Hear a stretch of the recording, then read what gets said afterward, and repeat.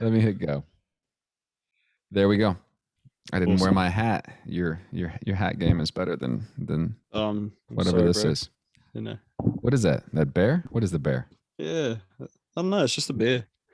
I actually got this. I got given this. My brother's in this. My brother-in-law lives in. Well, my wife's American. So Fana in the States. She got me this from Florida, I think, somewhere. Anyway. Just a bear. No Yeah. telling. No Who telling. knows? All right, here we go. Aaron Hendry. I've been reading the words that you write for many years now. I think it's 3 or 4 years now. And yeah, man, welcome to the show. For those listening, you're in a different part of the United States, actually in a different day. You and I are in different days as we record this, which is weird to say. That's a thing. I'm used to shifting time zones. I'm not used to shifting dates. I actually went to your website earlier before I came down, and what's funny is it's like postmarked, and so I was reading an article that says it was posted on February 18th, but it's not February 18th for me. But anyway, welcome to the show, man. How are you? Kia ora. Kia ora. Yeah, I'm good. Thanks, mate. Yes. Thanks for having me on. It's great to yeah, it's great to meet you in person, mate. Been listening to your show for a little while now. Yeah, yeah. Well, I Not in appreciate person that. through a screen, right? Yeah, well, yeah. Well, Yeah. come up to Virginia, or I'll. It's New Zealand, right? I'll go Yeah. down to yeah. Why Just come not? to New Zealand, bro. Easy. How Easy, long you does it know. take? Uh, I don't know from where you are. A long time, I would imagine. So from California, I would assume is where most people fly from. How long is that? Oh, you're testing me now. I think the last time, because I got Fano in California, so I don't know if it's like an 18-hour trip, It's maybe not bad. more, maybe less. I've probably gotten that So wrong, and people are going to blow you up saying it's not that long. But no one's gonna blow me up okay. because I don't know. You could be lying. You could have said 3 days. I wouldn't. I wouldn't know. The furthest I've ever flown is Thailand. So we left from Mm, LAX, went to Tokyo, and then on to Thailand, and that was a heck of a flight. That was a long way. So yeah. yeah. So who are you? What are you? People are listening and they're like, all right, what are we doing here? Like, what would you want people to know about you? Who are you? That's a big question there, bro. Where do you start? Where do you want to start? Yeah, I mean, I look, I guess in terms of the mahi that I do, I'm a youth development worker at heart. Like I serve young people, and specifically rangatahi young people that are sort of at the margins of society. Right now, I lead a service that supports the rangatahi that are experiencing homelessness, so young people that are on the streets and needing to be into housing. And I run a program that supports them into housing, then gives the wraparound care and support once they're housed. But yeah, also, I guess I do a lot of writing and podcasting myself through that like sort of intersection between justice and faith and how those things sort of go together. Yeah. But you know, like alongside that, that's sort of my work. But you know, I'm a father as well. I've got two beautiful little boys, a little 3-year-old and a 1-year-old who just delights the light of my life. And yeah, obviously an amazing wife who really helps me do everything that I do, keeps my Mm, life in order and keeps me mm. going. Really. Yeah. My kids and my wife would agree. And she says it often, which is probably why my kids agree. She'll say things like, if I ever die, I'm going to need you to teach your dad how to do this. Like, cause I know how to do a lot of things. None of them are adequately to take care of our kids. Like I would just, I don't know, I would screw up.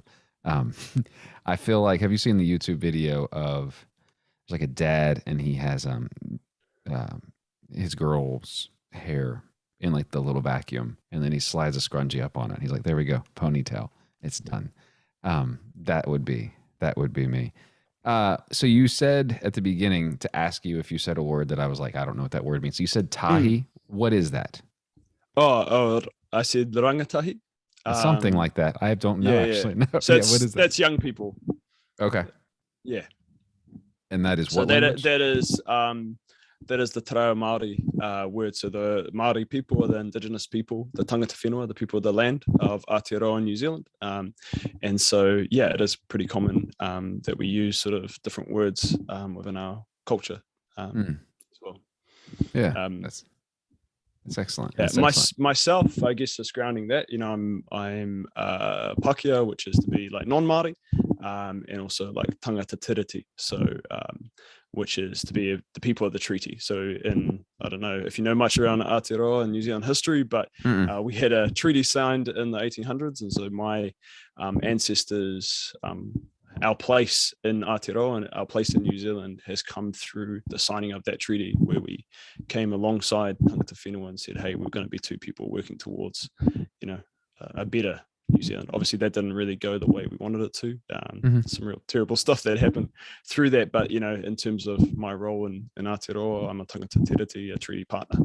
Yeah, so that's similar then to the United States and the way that we treated indigenous peoples in treaties. So we make it and then just break it. Is that what you're saying? I don't know I know Yeah, I mean, effectively zero about yeah, it was complex, and it's one of the great things about having the treaty is we sort of have a baseline we always come back to around, hey, where did we go wrong?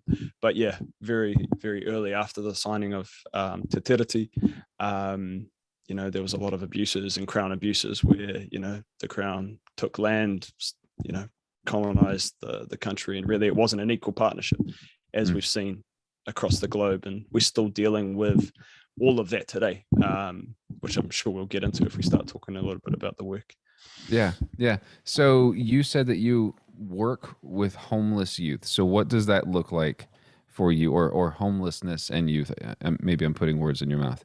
What does that look like on a day-to-day basis?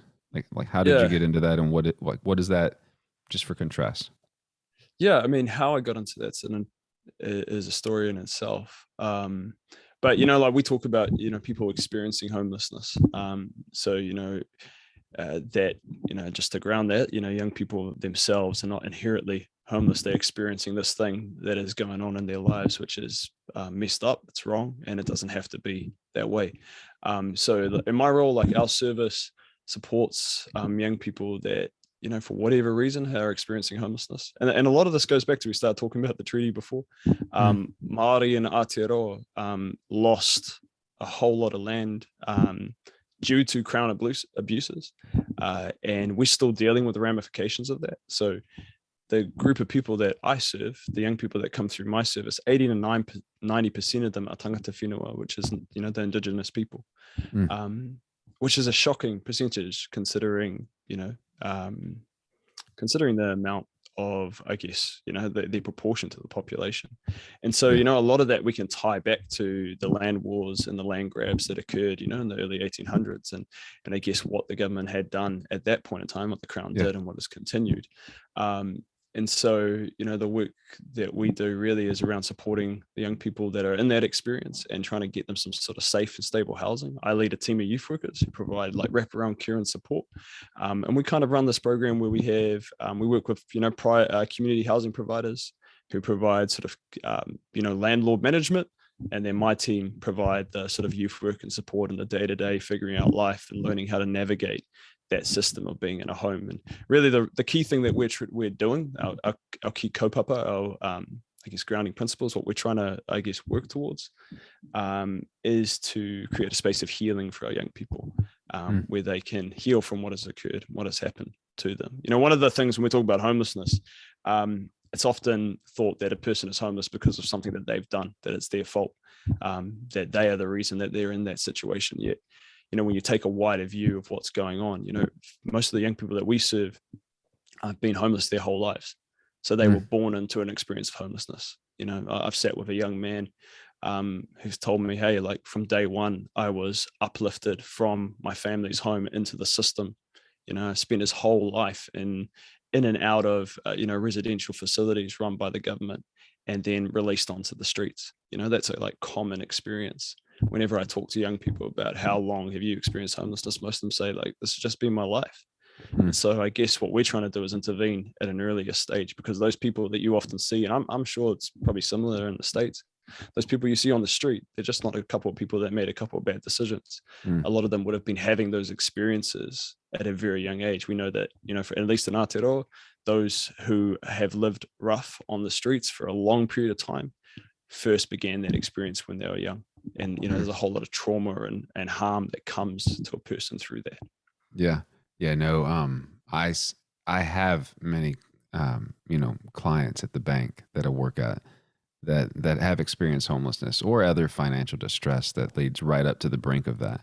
And yeah, I think you're right. Like I think the stats that we get at the bank, there's like a research council that does work on that, and I think it said the average American like doesn't have over $400 in the bank account, could not handle an emergency, like couldn't afford a tow truck without having to leverage some form of debt. Like it's everybody is like one trip off the wrong curb and have to go to the hospital in an ambulance away from possibly having to deal with homelessness, for having the audacity to get sick or, a child gets sick or something like that. Yeah, the lie that people inherently choose homelessness or did it to themselves is just capitalism. Does New Zealand have a similar issue with that mindset with capitalism? I don't know enough about the structure of New Zealand. Yeah, it's really interesting. I've been I don't know if you know Angela Davis at all, black feminist author and activist. Yeah, she's I mean, definitely recommend her work. She's But in I've New been reading Zealand. no from the States. Mm. Was involved in the Black Power movements and the Black Liberation movement. Was imprisoned by the American government during that period of time, and she's been released since and does amazing work. Um, and there's a really great book. I think it's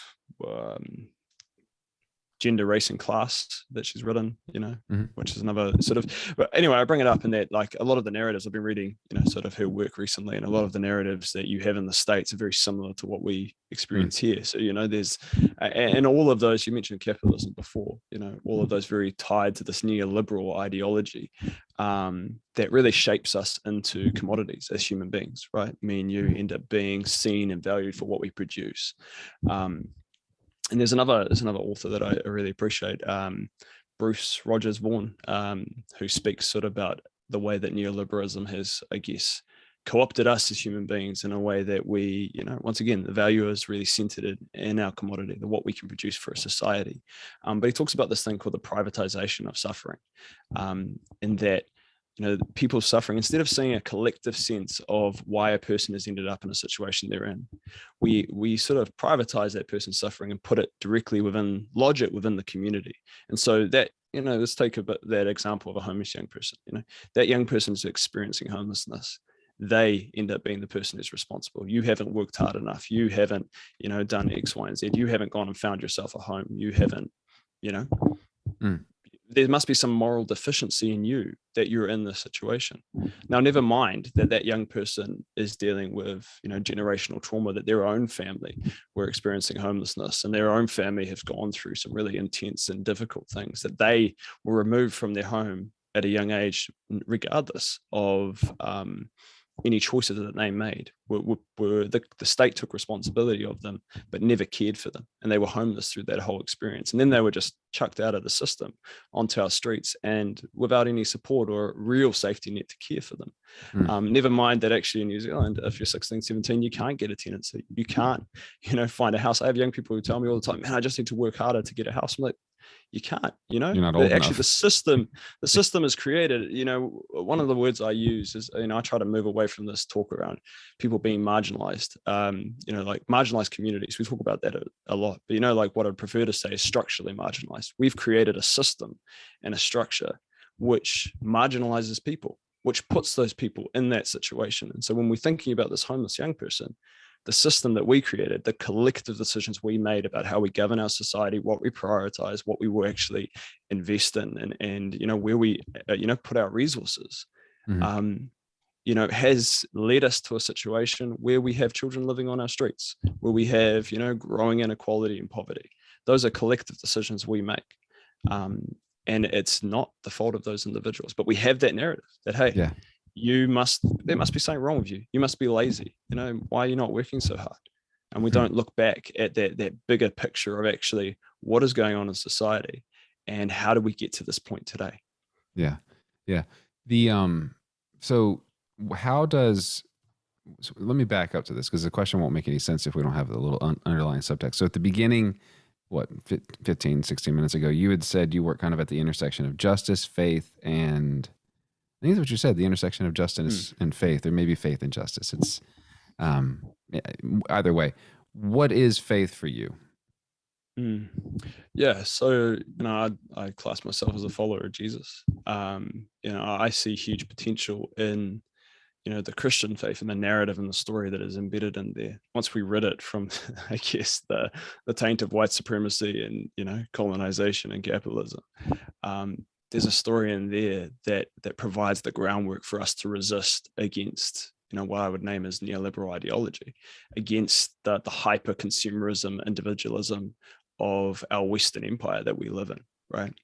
And so, the faith that I hold is one that is centered around this brown indigenous activist, this man named Jesus who came into the world in a world that was being colonized, a world that was, I guess, oppressed, where we had, one of the things we often don't see in the Christian story is that Jesus, he didn't just become, a human being.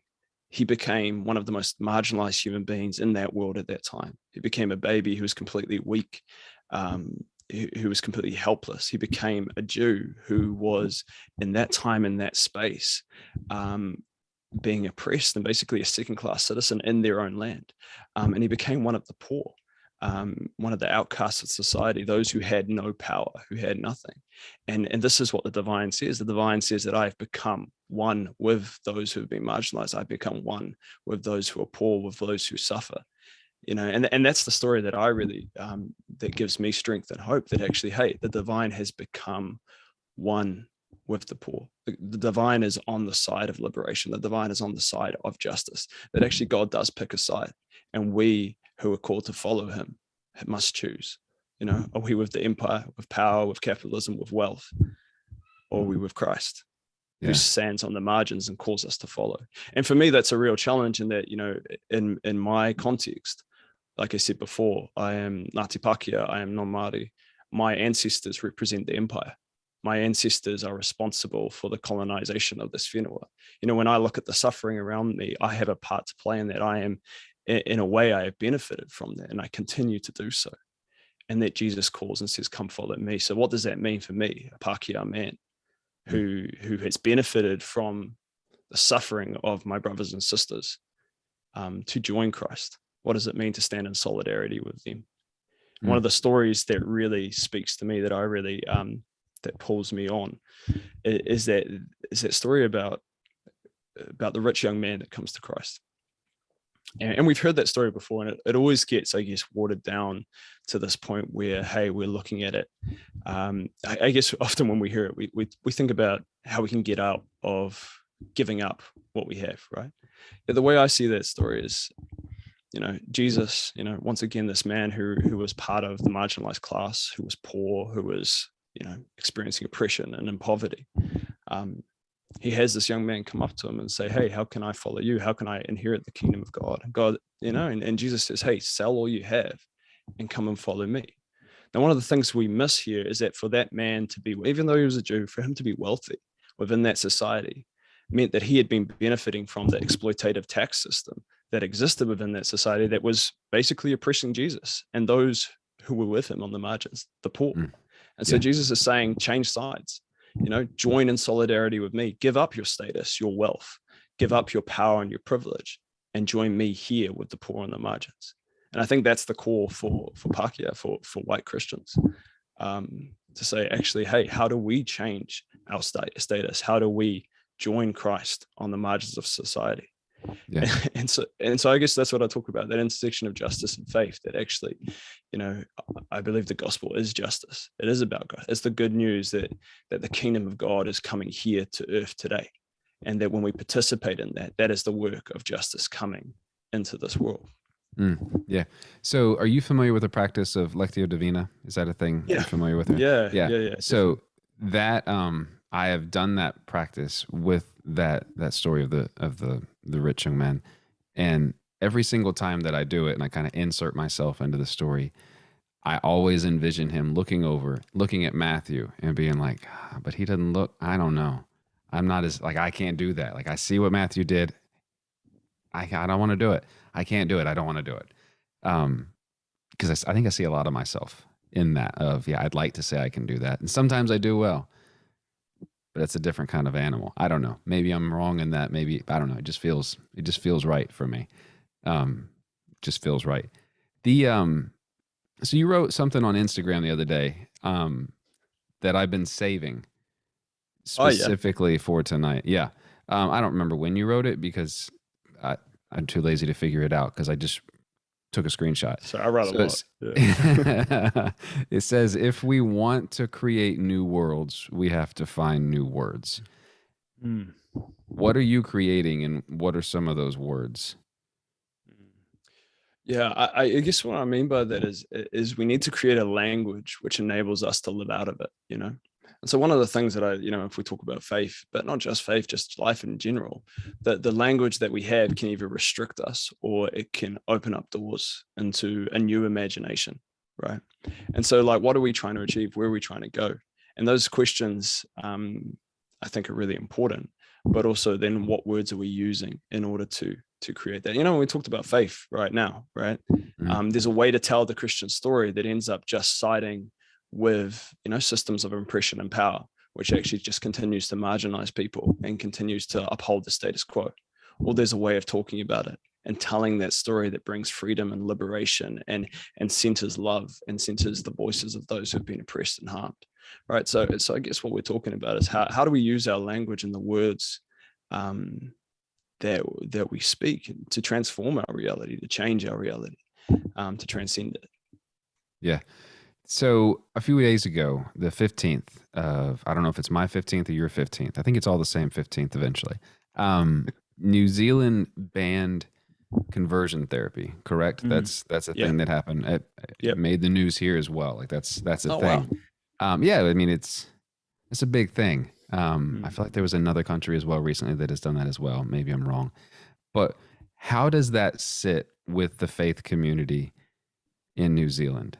Because I can see Mm. how that would sit. I don't even actually see how that would ever make it to the Senate or congressional floor here in the United States. But how does that sit with the faith bodies in New Zealand? Something like that, because I think so much of the church is wrapped up in fear mongering and othering around people's gender and sexuality when that's not even the point of the gospel. But like, how does that sit there? Yeah, I actually wrote a piece on this just recently. Which I can send to you if you like. But it's fairly. I mean, it's diverse, right? I think there was definitely a lot of fear in the lead up, the campaign, within some aspects of the Christian community. Yet we saw something really interesting in that there was a huge number of churches and Christian organizations that came out in support of the ban to the bill to ban conversion therapy. There was also leaders on both sides, both conservative and liberal, progressive, that were in support of the ban. There was some debates around some of the wording and the way things should go, but there was a lot of support for the ban of conversion therapy overall. There's definitely still, there's still a good segment of the Christian community that I think would be really challenged by that and are really struggling with it. Mm. But I guess we've got a little bit of a tension where there's, different voices within our faith spaces who are sort of leaning in different ways, but I think it's really positive in that the doorway through these things opens up to further conversation. How do we actually then talk about this in a way that brings us forward to a more life-giving and life-fulfilling space? And something that I found really interesting about, I think it was about 4 years ago, where I sort of wrote my first article talking about what I believe to be, a flaw within the Christian community around the harm that has been caused our rainbow, our queer whānau. And I've been more public about that since. I've also sort of delivered training, sort of talking about how do we have this conversation in the church to move people along on the journey.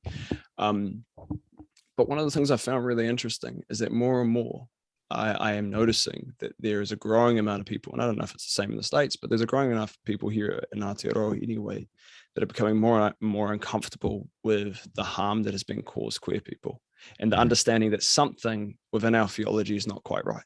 They Mm. may not have it all. They might still be fairly conservative. They may still have fairly conservative theology, but there's a sense in it growing that actually maybe something's wrong in the way that we are thinking about this and the way that we are practicing this, and a desire for something to change. And so, yeah, there's still a lot of work to do to really shift that. But I think that's a positive place to start. Yeah, I had a guest, and the episode hasn't aired, although it probably will have by the time this is out. Mm. Um, and she had said I had asked her kind of a similar question, but not quite the same way. And I think what she said was she thinks that many youth in the faith communities, and not just in the Christian church, and in many faith communities, are regardless of their views, feel like something is wrong when their friends that they're in community with, Mm. who happen to be gay or LGBTQ or whatever word you want to put on there, aren't welcome. And they're basically like, I believe in something, but I can't come and be a part of this because you aren't like the people that I care about. You don't care about it. They don't seem to matter to you. You Mm. say they do, but they don't actually seem to matter to you. That sounds very similar to what you're saying. How do you lead those conversations? Like you said, you've done some talks and whatnot. Like, how do you even begin to do something like that? For me, I think it's about starting where people are. We've got to really, I guess maybe to ground this in what it means to be an ally. Also, and to be in solidarity with people, especially for people who are coming from outside of that community that is being oppressed. Is that sometimes, and I guess it was maybe a critique to Pākehā, to white people, is that we can take on all the harm, the anger, and almost, the frustration, and we just yell at people that aren't where we are. And we forget that we went on a journey. So I came from a fairly conservative whānau, who really loved people, but held a really conservative theology. And I had to go through a journey. And how did I get there? I had people who were patient with me, who had conversations, who challenged me in spaces, who shared their story, who didn't exclude, shame, or condemn me, but actually bore with me through a journey. And often we, when we take our steps on that journey, we forget that we had to take those steps, right? So for me, it's about, in everything I do, I have this phrase, love is the way, that sort of like grounds me in my advocacy and my work. That love is the path that we should walk. And that actually, when we're trying to wrestle against these big issues and challenges and systems and narratives that are causing harm to people, we still got to see the humanity of the person who stands in front of us. Even that person that we believe holds theology or worldviews or politics that are extremely harmful, they're still a human being. And that idea that they may hold that is harming someone else is very often harming them as well. This whole narratives of homophobia and white supremacy, all that harms us. We can't truly be human when we're demeaning and degrading someone else. So the place to start is with love, to see the humanity of another, and then to engage them where they are. And so I'll start a very different conversation with someone who's never had this conversation. Then I'll start with someone who's maybe had this a few other times. Like, what is their concerns?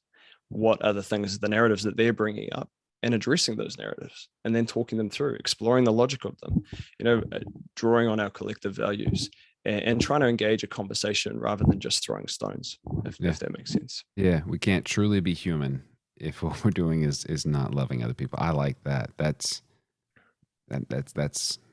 I, powerful. One of the things I've learned from, I've learned a lot from really a lot of people of color, activists, theologians, people like, Martin Luther King, yes. But Namatik, I don't know if you know him, but he was a liberation theologian in Palestine, So, a community that are oppressed on every end, hated by the Christians in America and the West in general, hated by, Muslims, hated by their own brothers and sisters, has learned to love through that. One of the things he talks about in his, resistance against, the Israeli state and the oppression that they experienced at the hands of Israel was to actually see the humanity of those people. To say, yes, we're going to actively, non-violently resist, yet we're going to do it in love.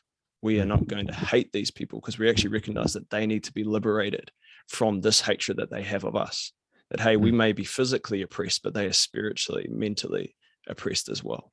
And so the act of resistance, the act of advocacy and rebellion against these narratives is also in the hopes that we can redeem and restore those who uphold those narratives, who uphold those systems of oppression back into their full humanity also. Yeah. So for your website, when lambs are silent, that's how you say that word. Who are the lambs? And then, who are the lambs? Yeah. I named this so long ago, and I do get people asking that question. I guess the imagery I was thinking about was that when, those who are in a position of vulnerability, or have been marginally, structurally marginalized within our society, those who, in one sense are innocent of the oppression that they're experiencing, are silenced. That's when, evil prevails in our society. When those voices aren't elevated, when those voices aren't heard, that is when, we lose our way. So, when Lambs of Silence really came from my frustration that at the time, the general narratives in our society were being set by people who were just completely removed from the suffering of our people. Like, wealthy white men who had a huge platform because of, the way that things were structured, and who were trying to tell us all what it meant to be poor, and why people were poor, and why people were suffering, and that it was just their lack of personal responsibility and their lack of morals. And I wanted to try to create a space where we could start to challenge that narrative and start to provide opportunities for other voices to be heard. So, I do a lot of writing on it, but I'm always trying to find an open space for others to have their, those voices and those stories to be elevated. Is it just you? Because you post like every 2 or 3 days. Is it just you, or is there like a team there? Just me that runs it, but I reach out to people. I try to get people writing and do that sort of thing. But yeah, just myself that sort of got it off the ground. That's a lot. That's a lot of work. I know how quickly a hobby can become work. That's a lot of work. Yeah, it is. Yeah. So a couple final questions, and I want to give you back to your family.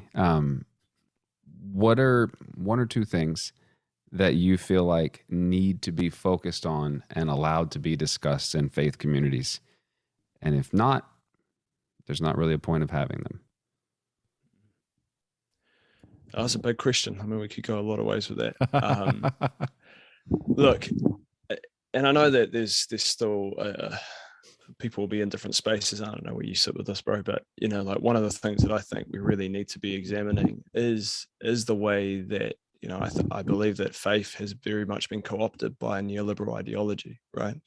And we see it ourselves in these, in a lot of ways where, the Christian church, rather than being communities of resistance that can push back against some of these dominant narratives that are in our society, they end up just sort of supporting the status quo.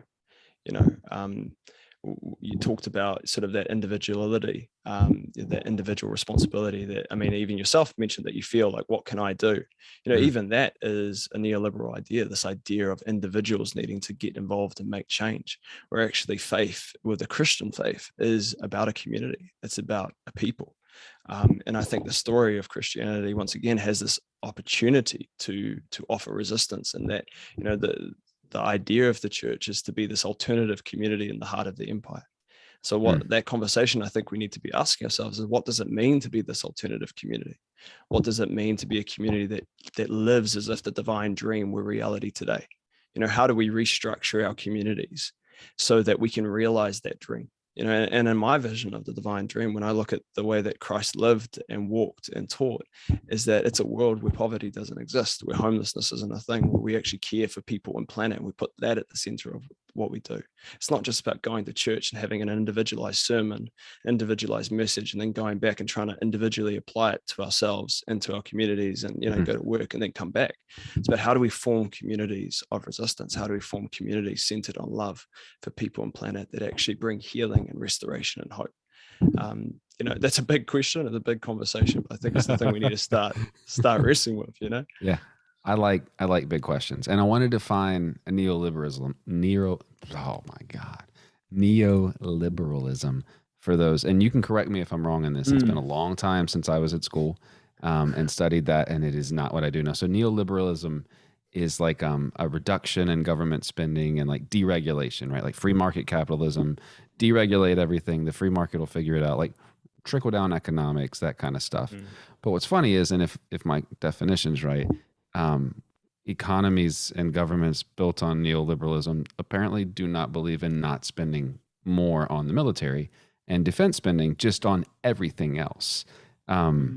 Maybe I'm wrong. That is neoliberalism, correct? Because I wanted to kind of wrap a cloak around that word. One of the one of the aspects of neoliberalism, and once again, Angela Davis writes a lot about this. I mentioned the book. Bruce Rogers Vaughan talks about neoliberalism and the care for soul, and really argues that actually neoliberalism is more than about economics. It's become a culture and ideology which has permeated the globe. And when we look at a lot of those narratives about a colorblind society, around personal responsibility, about meritocracy, that we all just need to work hard and we'll get ahead. Those are all part and parcel with neoliberal ideology. It all sort of comes in and under that, and I think learning to name that is hard because of the depth of some of those stories that we've been told about our society, our culture, what it means to be human. It does take a bit to try to name those stories and then figure out how do we resist and push back on them. Yeah. There are actually other things if people want to do the Googles. So there are other options. So you can talk about socialism. You can talk about Keynesianism, and we're not going to talk about this because this is primarily a theological podcast. But although Keynesianism, I could have a conversation on that because it's an economic system, and that's what I do for a living. But anyway, when you, Aaron, try to wrap words around the divine, what is that? The simplest way I say is that the divine is love. That love is who and what God is, and that love is experienced in the world through our connections with one another, but also a powerful force that is working towards justice and liberation across the globe. Yeah. Where do you want people to go and do the things as it is related to what you're doing on the internet? I mean, you can, or not on the internet. Maybe they're in New Zealand. Who knows? They can go wherever they want to go. Yeah, I mean, you can follow me on When Lambs Are Silent, both Twitter, Instagram, Facebook as well. Got a podcast also, so I'll talk about some of the stuff. And then I have sort of my personal Instagram and Facebook page, which is AJ Hendry, writer, I think. But yeah. He said, I think. I don't even know what the name is. Maybe it has right, or maybe it doesn't. Man, I appreciate you making time to make this work. I know this is I know it was hard to find the time to make work. I appreciate you carving out some time on your vacation. Nah, thanks for having me on, bro. It's great to have a chat. Yeah, definitely. Let me hit that button. And then I always hit the wrong button on this. Yeah.